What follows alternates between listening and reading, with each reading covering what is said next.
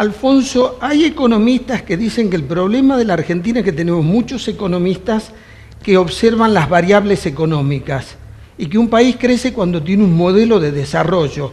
Las variables son necesarias, pero si no hay un modelo de desarrollo no se llega al desarrollo. ¿La Argentina lo tiene? La Argentina tiene la oportunidad de tenerlo. Me parece que cuando nosotros asumimos, la principal urgencia era evitar terminar como Venezuela. Entonces, en el medio de la crisis, en el medio de la sala de operación, no podés estar pensando en si el paciente va a ganar el maratón dentro de 5 años. Lo que tenés que hacer es, salvarlo y mantenerlo vivo. Y eso creo que fueron sobre todo los primeros 12 meses de gobierno, pero digamos, si querés, los primeros 2 años. Me parece que ahora se le abre la oportunidad al presidente Macri de plantear un programa de desarrollo con proyección de largo plazo, ¿no? Que en el caso del presidente Macri hemos visto esbozos de esto con la obra pública, la inversión en infraestructura, la discusión del federalismo. Todo esto es lo que yo creo que tendría que estar presente en la segunda mitad de este mandato y espero que sean los temas que aparezcan en la discusión que planteó el gobierno a partir del lunes que viene con todas las fuerzas políticas, con los gobernadores y con los sindicatos y empresarios. Vos viviste en el exterior, así que por eso lo entiendo y quiero resaltar algo. Sos uno de los pocos economistas que hablan del aspecto cultural del desarrollo. Te digo esto porque habiendo vivido en Estados Unidos, cuando uno conoce Estados Unidos, entiende lo que es esto del mapa mental o el mapa cultural que tiene un norteamericano. Por eso se dice que cuando van los latinos a Norteamérica son diferentes porque entran en ese mapa mental. ¿Qué dice el mapa mental o qué dice la estrategia de desarrollo de los países? Aparte de las variables, de las políticas, hay que tener determinadas pautas: laboriosidad, puntualidad, orden, limpieza, respeto por la ley, respeto por el derecho de los demás, frugalidad, entendida esto como la mesura en el consumo y en la diversión y en todo lo que sea. Y yo lo que observo es que vos hablas de que esto es lo que quiere Cambiemos que se instale en la Argentina. Absolutamente, y como lo describiste vos, es un cambio cultural mucho más que económico o político, ¿no? Es un cambio cultural que esencialmente lo que implica es que le ponemos más peso al futuro que al presente, y ni que hablar que el pasado, ¿no? Me parece que después de estas elecciones ya fue la discusión de qué pasó, si volvemos para atrás. Yo creo que tenemos que poner toda la energía en el futuro, ¿no? Y los acuerdos de políticas de Estado esencialmente lo que hacen eso es entender que si llegamos a un acuerdo en el que en el futuro estamos todos mejor, vale la pena el esfuerzo del presente, ¿no? Y yo creo que esto es el exacto opuesto de lo que nos dijeron durante 12 años. Durante 12 años nos dijeron: no te preocupes del futuro, porque el futuro no sabemos qué va a pasar. Gastate todo el presente. Y eso fue lo que hizo el kirchnerismo, sí, ¿no? Se gastó el presente tuyo, el mío, el de la infraestructura, el de las reservas, y así fue como quedamos nosotros cuando asumimos, ¿no? Entonces, ese cambio cultural que sucedió con el voto del 15 de octubre y que del 2015, y que se ratificó el 22 de octubre, es el gran mandato que tiene Cambiemos de ahora en más, que obviamente no se puede resolver en 4 años, quizás ni siquiera en 8, ¿no? Después vendrá la discusión una vez que reelija el presidente Macri, así como tuvo esa discusión la concertación en Chile en su momento. Bueno, tenemos que ver cómo sigue la película, porque esto es un proyecto de largo plazo, ¿no? Sí, sin duda, porque además, a ver, cuando uno ve Japón no tiene recursos naturales como tenemos nosotros. Por eso hay que sacar determinados mitos de la Argentina, esto que estamos predeterminados a la grandeza. Esto es un error que nos hace entrar en una cultura de la supervivencia. Como vos decís, gastemos todo hoy. Y esto me parece que es el gran cambio que plantea Cambiemos. Terminemos con la cultura de la supervivencia, no sabemos qué va a pasar en el futuro, lo vivamos ahora y no te preocupes de hacer un esfuerzo porque el Estado es el que te va a ayudar a ir a una cultura de la autodeterminación. Exactamente. ¿Cómo utilizo todos los días mi tiempo y qué valor le incorporo yo a la sociedad con mis actos? Exactamente, el paternalismo autoritario de un gobierno que te decía no te preocupes por el futuro que yo te cuido, al esquema donde cada uno es dueño de su destino, de su futuro y de su proyección, y el Estado está para acompañarlo en la decisión que tome cada uno, ¿no? Bien, hay que crear los canales para que este tránsito ocurra, Alfonso, porque hay mucha gente que vive en sectores marginales que por más esfuerzo que haga no va a lograr la movilidad social. Absolutamente. Hay que cambiarle las condiciones para que pueda hacer ese tránsito. Absolutamente, y nosotros lo empezamos a hacer con nuestra política social. Vos recordarás, Pedro, que en la campaña la gente de Scioli decían le van a quitar el plan, le van a quitar esto.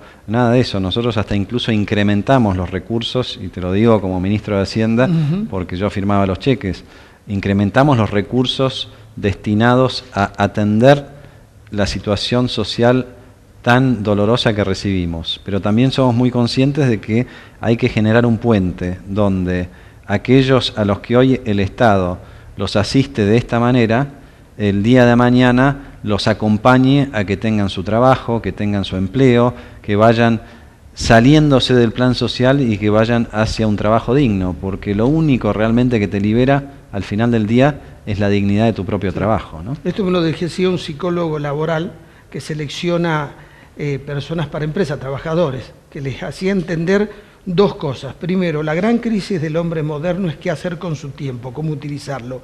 Entonces, que era necesario que este nuevo trabajador sepa qué hacer con su tiempo. Y segundo, que entienda que todos esperan que él agregue algo de valor allí a donde está. Bueno, eso durante años lo llamábamos la cultura del trabajo, ¿no? La cultura del trabajo. Que, como decías vos en otras experiencias, nadie discute en Estados Unidos o donde fuera, a nadie se le ocurre pensar que simplemente por ser ciudadano yo tengo derecho a que me asistan. No, no. Vos tenés derecho a que el Estado te iguale las oportunidades y te proteja en un momento de adversidad. Pero ese es el punto de partida, ¿no? Y yo creo que el cambio cultural al que apunta Cambiemos es exactamente eso. Porque al final, cuando vos ves la realidad del conurbano, por ejemplo, de la provincia de Buenos Aires, esa máquina de pobres la creó el PJ justamente para mantenerlos de rehenes en cada votación, ¿no? Hay que tener mucha generosidad para desde el Estado poner los recursos a trabajar sin esperar nada a cambio. Yo creo que este es el gran desafío que tenemos hacia adelante, ¿no? Que a veces cuesta porque la cultura es otra, ¿no? Sí. Cuando hablas del conurbano hay gente que lo siente simplemente con un título. Ahí vive el 40% de los pobres de la Argentina. Y sí. El 40% de los pobres de la Argentina está en el conurbano. Bueno, yo creo que hasta incluso podríamos decir que se habla tanto de la grieta, ¿no? Yo creo que lo que quedó demostrado en esta votación, que la gran grieta es conurbano y resto del país, si lo ponemos a pensar. Y cuando yo te digo federalismo, tengo en la cabeza una discusión que incluya puentes entre estas dos regiones, ¿no? Porque además en el conurbano convive toda la Argentina, sí, ¿no? Son de todas las provincias. Son capas de migraciones internas que se fueron dando a lo largo del tiempo y tenés ciudadanos de todas las provincias. Entonces, tampoco podemos decir desde el interior desentendernos de lo que pasa en el conurbano, ¿no? Entonces, en esta discusión, en este diálogo, en este acuerdo social, me parece que el conurbano también tiene que ser un factor de discusión. ¿Cómo vamos a hacer para atender el legado de tantos años de clientelismo y de paternalismo? Porque ellos no son los culpables de lo que les pasa, ¿no? Pero ellos quieren ser también, por supuesto, cualquier habitante del conurbano quiere ser responsable de su destino. Bueno, ese es el equilibrio que tenemos que buscar, ¿no? Bien, para cerrar esta conversación entonces, vos entendés que en las elecciones hubo un gran aval al gobierno porque estos 2 años complicados hizo bien las cosas y le genera a la gente la confianza de que las va a seguir haciendo. Al gobierno vos decís, esto no es un cheque en blanco, no hay que confundirse, hay desafíos hacia adelante, tenemos un cambio cultural que lo tenemos que operar, ahí no solo trabaja el gobierno, trabajan las élites empresarias, las élites sociales, la iglesia y la sociedad se debe comprometer y vos creés que vamos por buen camino. Ahora, no tenemos nada asegurado. Hacia adelante hay todo un esfuerzo. Nunca tenemos nada asegurado, Pedro, y mucho menos en este mundo que es tan cambiante. Mi última reflexión, en estos días se habla mucho de... se compara el resultado del 2017 con el resultado del 85 del radicalismo, ¿no? Y yo creo que no es comparable realmente, no es comparable, por suerte no es comparable porque en el 85 lo que provocó ese gran entusiasmo fue el Plan Austral, vos recordás.